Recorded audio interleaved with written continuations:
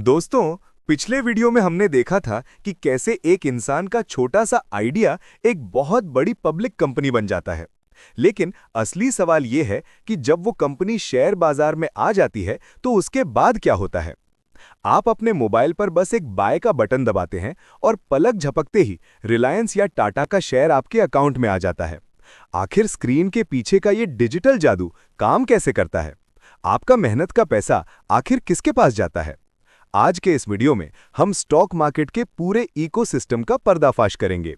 ये video share बाजार का द अल्टीमेट विजुअल ब्लूप्रिंट है, जो प्राइमरी मार्केट, सेकेंडरी मार्केट और स्टॉक एक्सचेंज से जुड़े आपके हर छोटे बड़े डाउट को हमेशा के लिए खत्म कर देगा।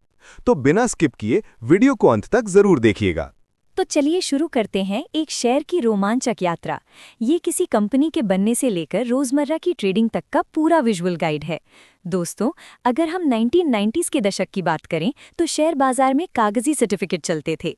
दलाल स्ट्रीट पर लोग एक रिंग में खड़े होकर चिल्ला चिल्ला कर शेयरों की बोली लगाते थे, जिसे ओपन आउटक्राई सिस्टम कहते थे। लेकिन आज वो सब इतिहास बन चुका है। आज सब कुछ इस डिजिटल चिप की तरह आपके मोबाइल और कंप्यूटर के अंदर सिमट गया है। आज हम इसी मॉडर्न डिजिटल बाजार के ब्लूप्रिंट को गहराई से समझेंगे और देखेंगे कि कैसे एक सिंपल सा सर्टिफिकेट आज करोड़ों रुपए के डेटा के रूप में बदलकर पूरी दुनिया की इकोनॉमी को चलाता है। शेयर बाजार के मैकेनिज्म को समझने से पहले एक बहुत ही बेसिक सवाल आता है।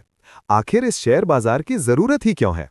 मान लीजिए हमारी वही कंपनी लेट्स इंप्रूव लिमिटेड अब बहुत बड़ी हो गई है और उसे पूरे भारत में अपनी 100 नई फैक्ट्रियां लगाने के लिए 1000 करोड़ रुपए की आवश्यकता है।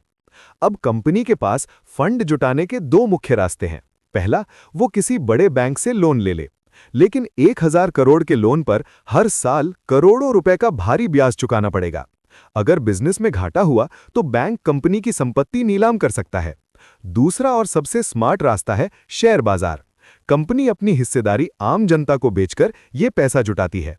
इसमें कंपनी पर ब्याज का कोई प्रेशर नहीं होता और बदले में आम जनता को कंपनी के प्रॉफिट में हिस्सेदारी यानी डिविडेंड और कैपिटल अप्रिसिएशन मिल जाती है। ये कंपनी और निवेशक दोनों के लिए एक शानदार विन विन सिचुएशन है।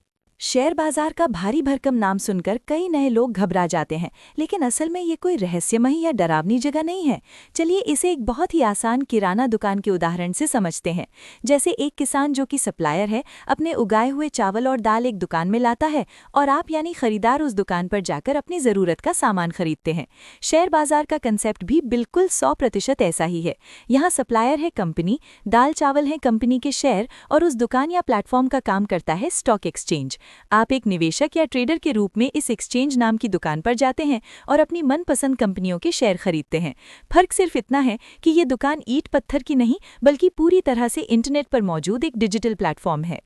जैसे आपके शहर में कपड़े या इलेक्ट्रॉनिक्स खरीदने के लिए अलग अलग मार्केट या बड़े शॉपिंग मॉल होते हैं, वैसे ही पूरे भारत में शेयरों की सुरक्षित खरीद बिक्री के लिए दो सबसे बड़े शॉपिंग मॉल यानी स्टॉक एक्सचेंज बनाए गए हैं। पहला है बीएसई, बॉम्बे स्टॉक एक्सचेंज, जो मुंबई के मशहूर दलाल स्ट्रीट पर स्थित है। ये सिर्फ भारत का ही नहीं, बल्कि पूरे एशिया का सबसे पुराना स्टॉक एक्सचेंज है, जिसकी शुरुआत बरगद के पेड़ के नीचे 1875 में हुई थी। और दूसरा है एनएसई, नेशनल स्टॉक एक्सचेंज। ये 1992 में शुरू हुआ था, लेकिन ये टेक्नोलॉजी में इतना एडवांस है कि आज के समय में भारत में सबसे ज्यादा ट्रेडिंग वॉल्यूम यानी खरीद फरोख्त इसी एनएसई पर होता है। याद रखिए, जब भी आप अपने मोबाइल ऐप से कोई शेयर खरीदते या बेचते हैं तो आप सीधे उस कंपनी के पास नहीं जाते, बल्कि आप बीएसई या एनएसई के सुरक्षित डिजिटल प्लेटफॉर्म का ही उपयोग कर रहे होते हैं। अब हम आते हैं स्टॉक मार्केट के सबसे इंपॉर्टेंट और टेक्निकल कॉन्सेप्ट पर, जहां 90% नए इन्वेस्टर्स अक्सर कंफ्यूज हो जाते हैं। दोस्तों, शेयर बाजार कोई एक सिंगल सिस्टम या एक ही तरह का बाजार नहीं है। एक शेयर के जीवन चक्र या लाइफ साइकिल के आधार पर इस पूरे मार्केट को दो बहुत ही स्पष्ट और अलग-अलग हिस्सों में बांटा गया है। पहला हिस्सा है प्राइमरी मार्केट और दूसरा हिस्सा है सेकेंडरी मार्केट। ये दोनों मार्केट्स काम करने के तरीके में एक दूसरे से पूरी तरह अलग हैं। इनके नियम अलग हैं, लेकिन ये दोनों मिलकर ही हमारे देश के पूरे फाइनेंशियल सिस्टम को चलाते हैं। चलिए अब इन दोनों मार्केट्स को एक एक करके बहुत ही गहराई से और आसान भाषा में डिकोड करते हैं। प्राइमरी मार्केट की कहानी की शुरुआत होती है स्टॉक मार्केट के एक बहुत ही चर्चित और फैंसी शब्द से, आईपीओ यानी इनिशियल पब्लिक ऑफरिंग से। आपने बिजनेस न्यूज़ चैनलों पर अक्सर सुना होगा कि ज़ोमैटो का आईपीओ आ गया, या एलआईसी का आईपीओ आ गया, या टाटा टेक्नोलॉजीज का बम्पर आईपीओ खुलने वाला है। आखिर इसका असल मतलब क्या होता है? जब कोई प्राइवेट कंपनी जिसे बड़ा फंड चाहिए होता है, वो अपनी हिस्सेदारी की तिजोरी खोलती है और इतिहास में पहली बार अपने ताज़े और नए शेयर्स, फ्रेश इक्विटी शेयर्स, आम जनता के लिए बाजार में ऑफर करती है, तो उस शानदार फाइनेंशियल इवेंट को आईपीओ कहते हैं। ये कंपनी के लिए वो ऐतिहासिक क्षण होता है जब एक बंद प्राइवेट कंपनी हमेशा के लिए पारदर्शी और सार्वजनिक कंपनी बन जाती है। आईपीओ के इस पूरे शुरुआती प्रोसेस को ही फाइनेंस की दुनिया में प्राइमरी मार्केट यानी प्राथमिक बाजार कहा जाता है। इसे प्राइमरी इसलिए कहते हैं क्योंकि यहाँ शेयरों का जन्म होता है। यहाँ एक बहुत ही सीधा लेन देन होता है। आप इस चित्र में साफ साफ देख सकते हैं कि नीचे बैठे छोटे और बड़े निवेशक सीधे कंपनी को अपना पैसा दे रहे हैं और कंपनी बदले में उन्हें बिल्कुल नए शेयर यानी अलॉटमेंट दे रही है। ये बात हमेशा के लिए अपने दिमाग में बैठा लीजिएगा दोस्तों। पूरी स्टॉक मार्केट की लंबी जर्नी में ये इकलौता ऐसा समय होता है जब आपका लगाया हुआ मेहनत का पैसा सीधा उस कंपनी के बैंक खाते में जाता है। इसी पैसे का इस्तेमाल कंपनी अपनी नई फैक्ट्रियां लगाने, अपना पुराना कर्ज चुकाने या अपने बिजनेस को देश विदेश में फैलाने के लिए करती है। एक बार जब आईपीओ की 3 दिन की प्रक्रिया सफलतापूर्वक खत्म हो जाती है और कंपनी को पब्लिक से उसका मनचाहा फंड यानी पैसा मिल जाता है, तब शेयर बाजार में आता है लिस्टिंग डे यानी लिस्टिंग का दिन। इस दिन सुबह 10 बजे कंपनी के शेयर्स आधिकारिक तौर पर बीएसई या एनएसई की डिजिटल स्क्रीन पर लिस्ट हो जाते हैं और उनमें लाइव ट्रेडिंग शुरू हो जाती है। दोस्तों, ये समझना बहुत ज़रूरी है कि लिस्टिंग होते ही प्राइमरी मार्केट का काम और उसका रोल पूरी तरह से खत्म हो जाता है। शेयर अब कंपनी के हाथों से हमेशा के लिए निकल चुका है और अब वो एक नई, तेज तर्रार और उतार चढ़ाव वाली दुनिया में कदम रखता है, जिसे हम सेकेंडरी मार्केट कहते हैं। अब हम आ गए हैं सेकेंडरी मार्केट की दुनिया में।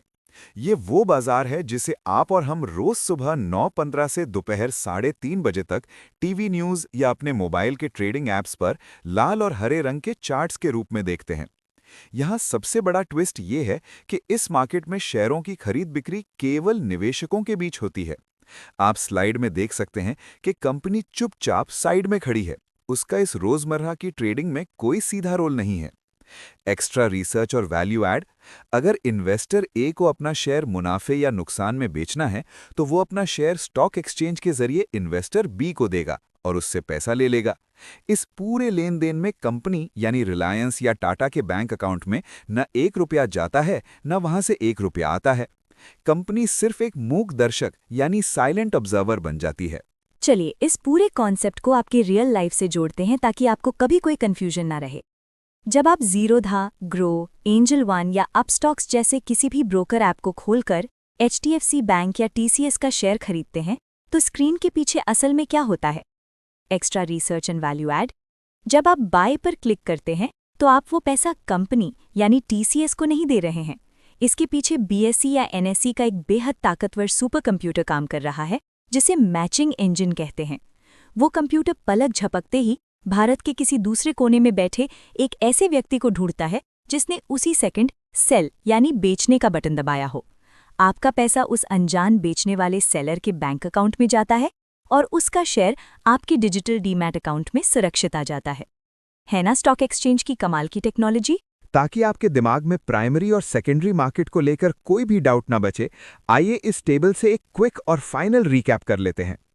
प्रतिभागी, प्राइमरी मार्केट में लेन देन सीधे कंपनी और निवेशक के बीच होता है, जबकि सेकेंडरी मार्केट में खरीद फरोख्त सिर्फ एक निवेशक और दूसरे निवेशक के बीच होती है। शेयर, प्राइमरी में कंपनी एकदम नए फ्रेश शेयर लाती है।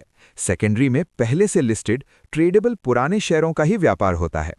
पैसा, प्राइमरी मार्केट में आपका पैसा सीधे कंपनी की ग्रोथ और विस्तार के लिए जाता है, जबकि सेकेंडरी मार्केट में पैसा एक निवेशक की जेब से निकलकर दूसरे निवेशक की जेब में जाता है। कंपनी का रोल, प्राइमरी में कंपनी खुद एक्टिव होकर शेयर बेचती है, लेकिन सेकेंडरी मार्केट की डेली ट्रेडिंग में उसका कोई सीधा काम या दखल नहीं होता। अगर हम इस पूरे स्टॉक मार्केट इकोसिस्टम को जूम आउट करके एक बड़ी पिक्चर के रूप में देखें, तो कहानी कुछ इस तरह है। कंपनियां अपने छोटे आइडिया को बड़ा करने, नई फैक्ट्रियां लगाने और देश में हजारों नौकरियां पैदा करने के लिए प्राइमरी मार्केट यानी आईपीओ के जरिए पब्लिक से पैसा जुटाती हैं। फिर वो शेयर पारदर्शी तरीके से बीएसई या एनएसई पर लिस्ट होते हैं और अंत में आप और हम यानी रिटेल इन्वेस्टर्स उन शेयरों को सालों तक होल्ड करके या रोजाना ट्रेड करके अपने और अपने परिवार के लिए बड़ी वेल्थ बनाते हैं। यानी सीधे शब्दों में कहें तो जब सही कंपनियां ग्रो करती हैं तो देश की इकोनॉमी ग्रो करती है, और जब देश ग्रो करता है तो स्टॉक मार्केट के जरिए आपका इन्वेस्ट किया हुआ पैसा भी ग्रो करता है। यही इस बाजार की और कैपिटलिज्म की असली ताकत है। दोस्तों, मुझे पूरी उम्मीद है कि इस ब्लूप्रिंट को देखने के बाद शेयर मार्केट काम कैसे करता है, प्राइमरी और सेकेंडरी मार्केट क्या होते हैं, इसके सारे फंडे आपके क्लियर हो गए होंगे। अगर आपको स्टॉक मार्केट सीखने का ये आसान और विजुअल तरीका पसंद आया तो इस वीडियो को अभी लाइक करें और अपने दोस्तों और फैमिली ग्रुप्स में शेयर करें ताकि वो भी फाइनेंशियली लिटरेट बन सके। नीचे कमेंट्स में मुझे बताइए, क्या आपने कभी किसी कंपनी के आईपीओ में अप्लाई किया है?